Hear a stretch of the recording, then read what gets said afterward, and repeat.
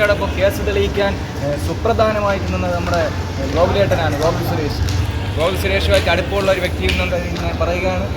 മികച്ച പെർഫോമൻസാണ് അദ്ദേഹം കാഴ്ചവെച്ചത്. അതുപോലെ തന്നെ വിനീതേട്ടനെയൊക്കെ തിരിച്ചു കൊണ്ടുവന്നിരുന്നു നമ്മുടെ പഴയ വിനീതേട്ടൻ. ഒരു ഗൗതം മേനോന്റെ മികച്ച ചിത്രമാണ് ലാസ്റ്റത്തെ ട്വിസ്റ്റ് എന്നൊക്കെ പറഞ്ഞതാ. രോമൊക്കെ എണീച്ചു പോയി മമ്മൂക്കാടെ ലാസ്റ്റ് ആയിട്ട് മമ്മൂക്ക സ്റ്റണ്ടൊക്കെ കണ്ട് കരഞ്ഞു. മമ്മൂക്കാടെ ആ ഒരു ഇമോഷണൽ സീന് കണ്ട് കരഞ്ഞു എന്ന് തന്നെ പറയാം. മികച്ചൊരു ചിത്രം തന്നെയാണ്. പറഞ്ഞ് തമിഴ് പടം കുറേ പടത്തിന് കട്ട് ചെയ്ത് വെച്ച് ഒന്നുമില്ല. 2025 മമ്മൂക്കട തുടങ്ങി വെച്ചിട്ടുണ്ട്. 100 കോടി ഉറപ്പ് സിനിമ. കാരണം എന്ന് പറഞ്ഞാൽ അത്രയും അവസാന ഘട്ടത്തെ ആ ഒരു ട്വിസ്റ്റാണ്. നമ്മൾ ഒട്ടും പ്രതീക്ഷിക്കാത്ത ട്വിസ്റ്റാണ്. മമ്മൂക്ക ഒരു ഉമ്മ അത്രേ പറയാം.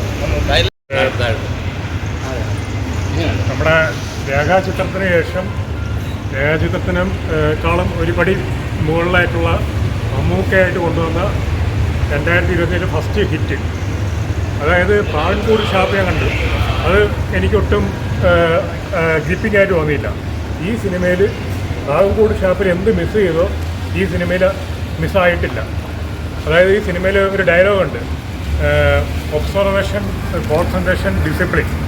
ആ വാക്ക് വെറും വാക്കല്ല എന്ന് കാണിക്കുന്ന തരത്തിൽ ഇതിൻ്റെ മേക്കിംഗ് വരുന്നുണ്ട്. ഗംഭീരമായിട്ട് അതിൻ്റെ ഇമ്പോർട്ടൻസ് ഈ സിനിമയിൽ കൊണ്ടുവന്നിട്ടുണ്ട്. പിന്നെ ഗൗതം മേനോൻ്റെ ക്രാഫ്റ്റ്, അതായത് പക്ക ഒരു ഗൗതം വാസുദേവൻ ഫിലിം. സിനിമാ സംവിധാനമൊക്കെ പഠിക്കാൻ ആഗ്രഹമുള്ളവർക്ക് ഇത് കണ്ട് പഠിക്കാൻ ഒരുപാടുണ്ട്. ഗംഭീരം. പിന്നെ ഇന്ന് വരെ മലയാള സിനിമാ ചരിത്രത്തിൽ ഇതുപോലൊരു ട്വിസ്റ്റ് വന്നിട്ടില്ല.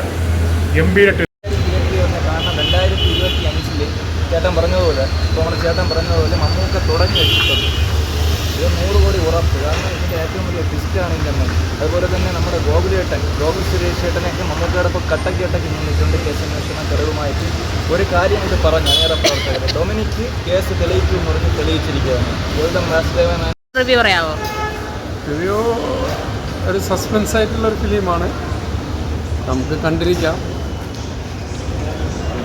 ഇതിന് എൻ്റർടൈൻമെൻ്റ് ഉണ്ട്. We are enjoyed. ഓക്കെ.